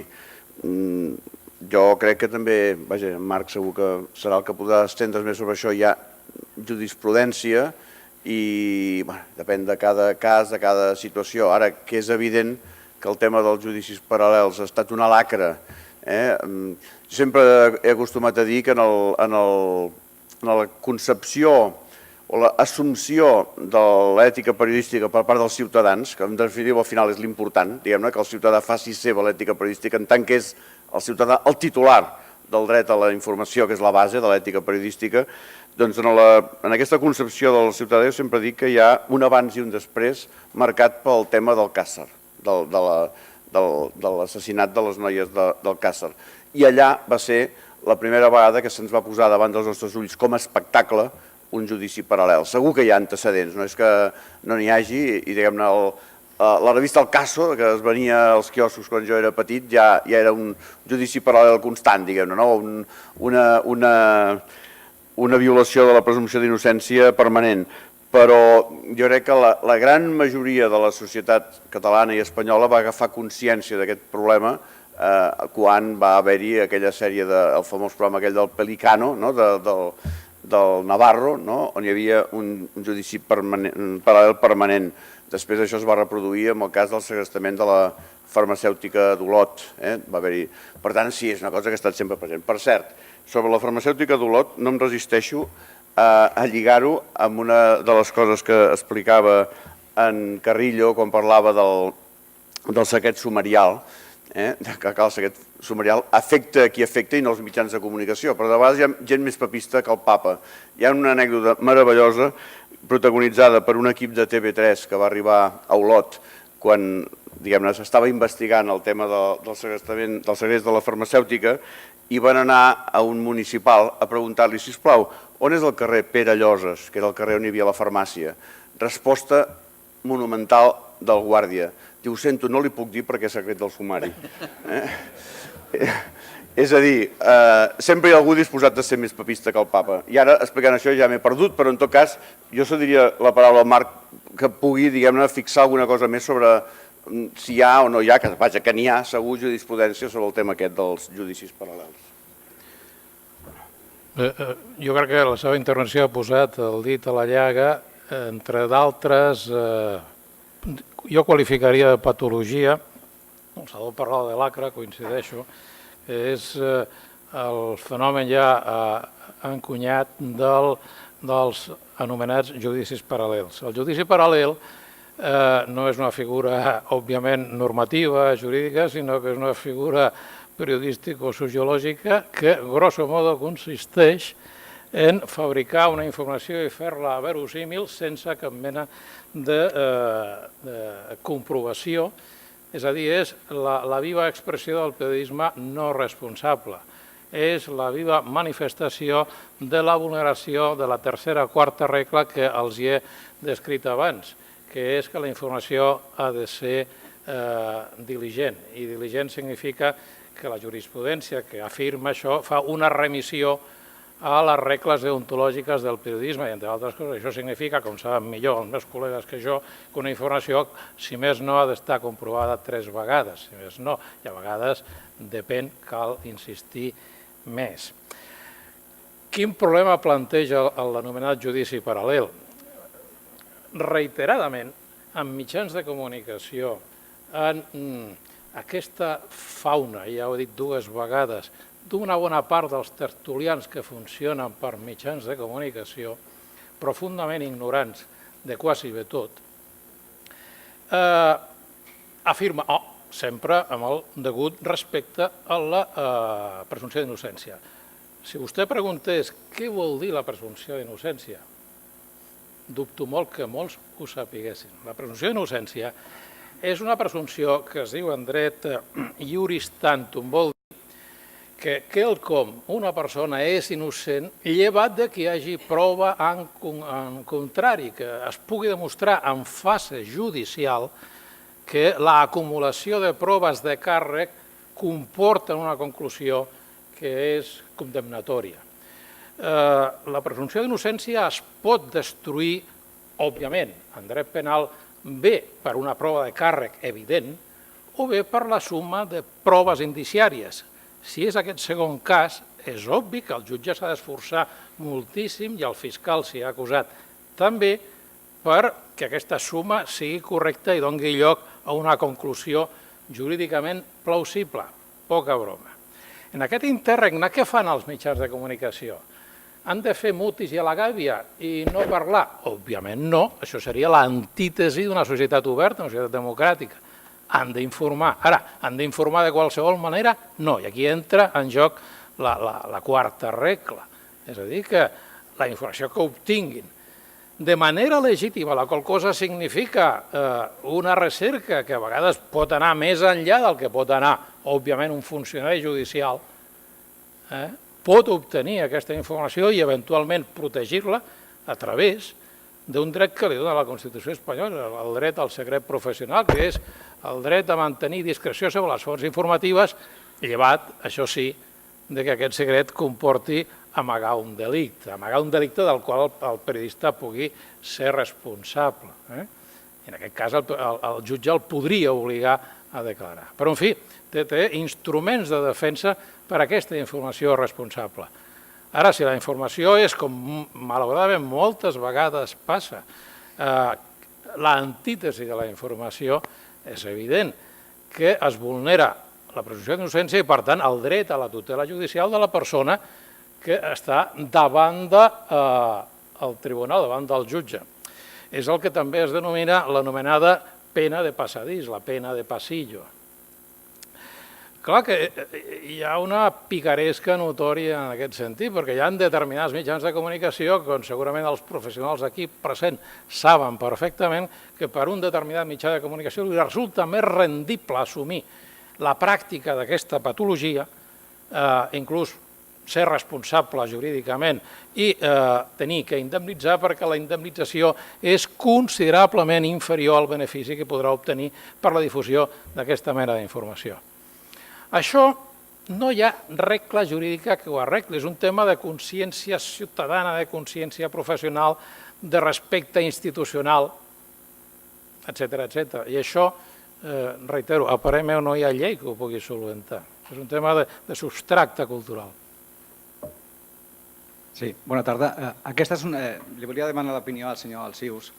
Els membres del CAC, si no m'equivoco, són nomenats pel Parlament en funció de la representació parlamentària de cada partit en el moment que toca renovar els consellers. Aleshores, això deriva en que tot sovint són els consellers més representants, diguem, d'uns polítics en retirada que no pas de periodistes. Què n'opina vostè d'això? O sigui, si no es podria revertir aquesta situació, aquesta composició del CAC i que tots fóssim professionals del món audiovisual. Com era allò de m'agrada que em faci aquesta pregunta?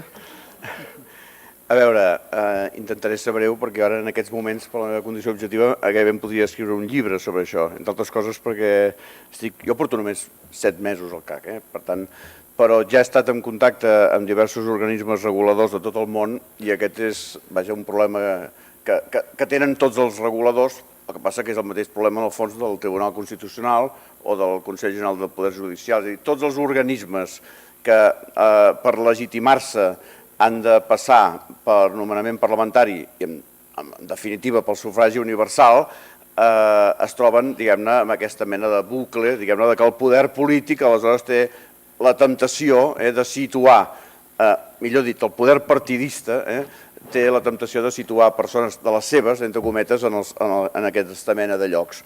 Hi ha lleis, la mateixa llei del CAC, que intenten pal·liar això amb formulacions molt subtils, però després si no hi ha voluntat política de complir aquestes formulacions, doncs no hi ha manera.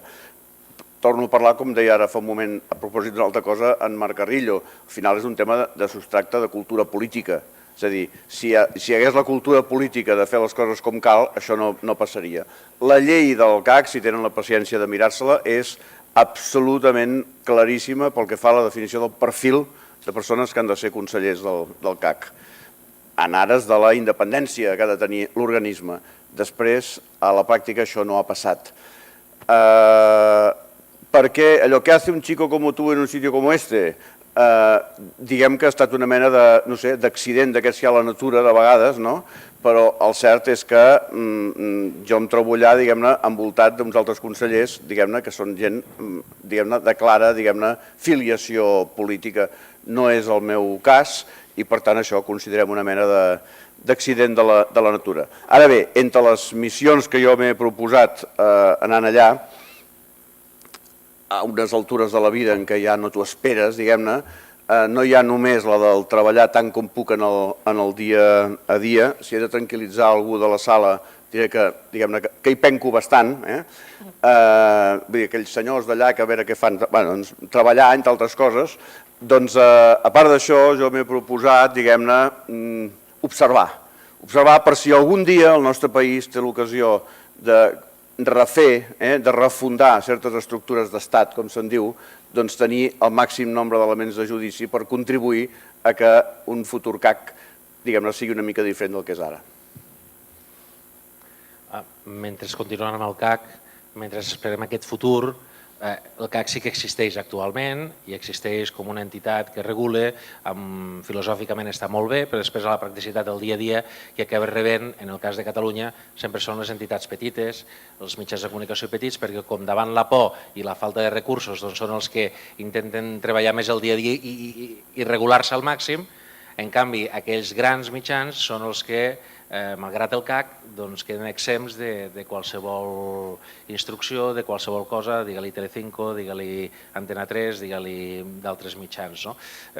Al final, la sensació que reben els petits és que només està el CAC per rebre puntades per nosaltres, per dir-ho d'alguna manera, no? Perdó, no sé si anava a continuar, però deixi'm sortir al pas d'una cosa. Aquesta diferenciació entre grans i petits no és exacta. O sigui, la divisòria no és grans i petits. El CAC el que passa és que, com que no tenim un estat propi, diguem-ne, el CAC, que és Consell de l'Audiovisual de Catalunya, i depèn del Parlament de Catalunya, no té jurisdicció sobre els mitjans que emeten des de Madrid. És a dir, que nosaltres no podem multar. Dintre del nostre espai... Dins del nostre espai, les multes més grans que històricament s'han dut al CAC han estat per TV3. Sí, sobre les ràdios, eh? I sobre les ràdios. No, les ràdios, les que emeten des de... No, tampoc. No, les que emeten, però claro, les que emeten des d'aquí sí. Depèn, sí.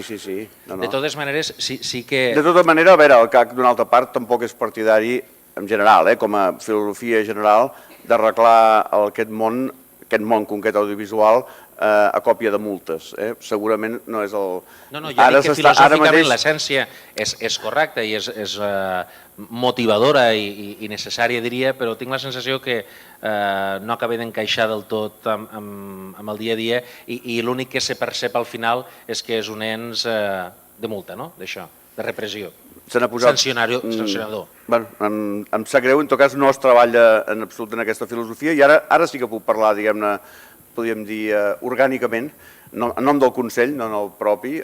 A mi em separen quilòmetres de distàncies ideològiques d'alguns membres del Consell, companys meus, però aquí sí que puc parlar corporativament si dic que no hi ha la filosofia de multar en absolut. De fet, són comptades les sancions que hem posat al CAC. Hi ha hagut més sancions administratives des de la Direcció General de Mitjans de Comunicació per emetre sense freqüència, sense concessió, etc., que des del CAC en què les sancions econòmiques han estat mínimes. I ara hi ha sobre la taula una problemàtica molt, molt subtil, molt complexa, pel que fa justament als petits, a la televisió i a la ràdio de proximitat. La llei, diguem-ne, s'ha de reformular, perquè hi ha tota una sèrie d'imperatius legals i d'aquests imperatius legals seran derivat també condicions concessionals, que se'n diu, els compromisos que les emissores han assumit al moment de rebre la llicència, que són inviables, diguem-ne, per l'emissora, però sobretot són inviables pel sector. És a dir, fer complir coercitivament aquestes condicions a tota una sèrie d'emissores seria ofegar el sector d'una manera absolutament absurda. I, per tant, algunes coses el mateix legislador les ha començat a pal·liar, per exemple, el concepte de l'emissió en cadena, que en la llei d'aquest any d'acompanyament de pressupostos hi ha hagut una modificació en aquest sentit, de la modificació de la qual se n'ha fet una lectura política molt gratuïta, però crec que va en aquesta direcció, i jo crec, a més que s'ha d'aprofundir encara més, perquè exigir un 75% de programació de la dita de proximitat a una emissora petita és condemnar-la a no complir. És a dir, llavors, fer complir allò que és incomplible és absurd. Diguem-ne, estem per la qüestió, o sigui, la tenim detectada, etc. A més, ja ho he dit abans, estem en procés d'elaborar el llibre blanc del sector i un dels àmbits claus és comunicació de proximitat. Justament demà hi ha un focus group sobre aquest tema i, vaja, que per diferents fronts, llibre blanc, reunions del Consell, decisions, etc., aquest tema es va treballant. Ara, que queden per fer moltes coses, que jo seré el primer que dic, perquè en part estic allà per fer aquest diagnòstic, que el CAC és una estructura molt imperfecta en aquest moment, per molts motius que seria llarguíssim ara d'explicar aquí. Ens queda poc... Quantes paraules hi ha, sisplau? Jo volia tocar una qüestió que s'han referit en Salvador Alsius i en Marc Carrillo, que és en referent a la qüestió de l'odi. La meva pregunta és si seríeu partidaris de que això fos tipificat en la legislació a partir de recordar com alguns conflictes bèl·lics dels darrers temps, el paper dels mitjans de comunicació ha estat bàsic per crear o per ajudar a crear l'ambient o la situació perquè es produïssin.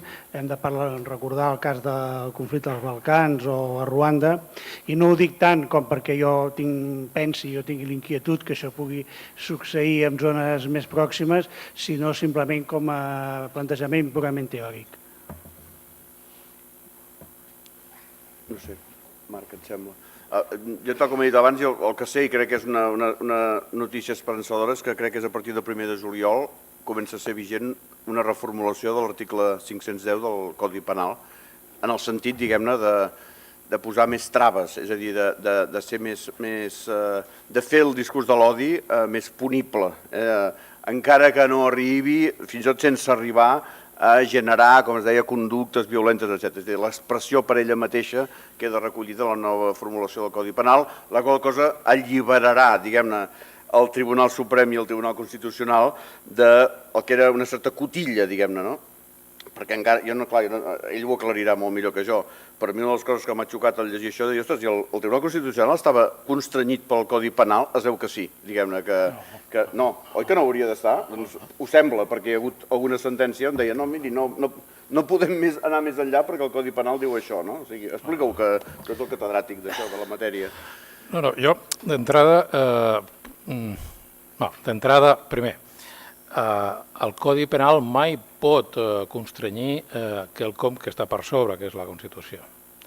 Per tant, primer la Constitució, després una llei, en aquest cas una llei orgànica, que és el Codi Penal. En segon lloc, d'acord amb el que he apuntat abans, dins dels estats liberal-democràtics, respecte d'aquesta qüestió, hi ha, reitero, solucions diverses, fruit també de contexts històrics heterogenis i també de la tradició que en aquests estats té o ha tingut la, grosso modo, llibertat d'expressió, incloent-hi també el dret a comunicar informació. I aquí cal fer una diferència entre els sistemes anglosaxons de major background liberal democràtic i el referent als Estats Units, on la llibertat d'expressió en aquest sentit no admet cap mena de constrenyiment, per exemple, respecte a l'anomenat discurs de l'odi. Als Estats Units, pel que fa a aquest aspecte, hi ha un rebuig total d'això que se'n diu la democràcia militant, és a dir, que sigui l'Estat el que defineixi les finalitats dels drets, per exemple, la llibertat d'expressió. I prova d'això és que, per exemple, s'ha admès com a una manifestació de la llibertat d'expressió una manifestació de nazis per un barri habitat per jueus. Poca broma, però s'ha admès sense cap mena de problema. En els sistemes de civil law, els sistemes europeus, hi ha solucions diverses. Els dos exemples que he citat abans cal evocar-los un altre cop, és el cas alemany i de retruc el cas francès, on el legislador, a través del Codi Penal, ha fet una interpretació molt més pròpia de democràcia militant, de dir jo, Estat, fixo alguns límits pel que fa a l'exercici de drets essencials del sistema democràtic, com és la llibertat d'expressió, i han afirmat compte. Pel que fa, tot això producte, sobretot, de les expressions miserables de la negació de l'Holocaust o de d'altres genocidis, però, sens dubte, l'Holocaust jueu ha estat el punt de referència. Llavors, Alemanya, producte, naturalment, del context històric d'aquest país i dels orígens del tema, han estat especialment bel·ligerants. I el Codi Penal preveu, i el Tribunal Constitucional Federal Alemany no ha dit el contrari, que sigui lesiu per la llibertat d'expressió, preveure una sanció penal per afirmacions que neguen l'Holocaust, per exemple. I a França s'hi fa o no ho fa de manera similar. A Espanya, el Codi Penal, i aquí és on anava Salvador, el Codi Penal va ser objecte d'un recurs d'inconstitucionalitat davant del Tribunal Constitucional, un precepte que preveia i preveu dues formes d'abordar penalment el tema. El Tribunal Constitucional va dir, va fer una interpretació que podríem dir salomònica entre els dos sistemes que acabo de descriure, entre l'anglosaxó americà i el continental. I va afirmar, la simple expressió, la simple manifestació de que jo nego l'Holocaust, el que sigui, això per miserable que sigui, en funció de la jurisprudència del propi Tribunal d'Estrasburg, que accepta expressions d'aquesta mena, que puguin ser feridores, però que poden coadjuvar el debat democràtic, en el sentit del debat democràtic aquí no és un debat històric, perquè òbviament que històricament l'Holocaust és inqüestionable. El que diu, els miserables han de tenir també cabuda pel que fa a la seva manifestació. Aquest és el criteri. Ara bé, si el miserable, dit de manera simple, el miserable dona un pas més enllà, que és el que preveu el Codi Penal espanyol, i a través d'aquesta expressió incita a la violència, a través de manifestacions explícites que comporten això, fruit de la interpretació jurídica, basada també en el propi sentit comú, és obvi que allò sí que és sancionable. La meva opinió al respecte és que la solució del Tribunal Constitucional espanyol és raonable. I des de la meva modestíssima posició faig evident que jo no prenc cap mena de decisió i no tinc cap mena de poder. És que això seria contrari al lliure debat i que crec que el miserable se li ha d'escoltar justament per desacreditar-lo. Moltes gràcies. Fem una paradeta de 5 minutets, sí? I a la tornada fem ja la sessió de plànol.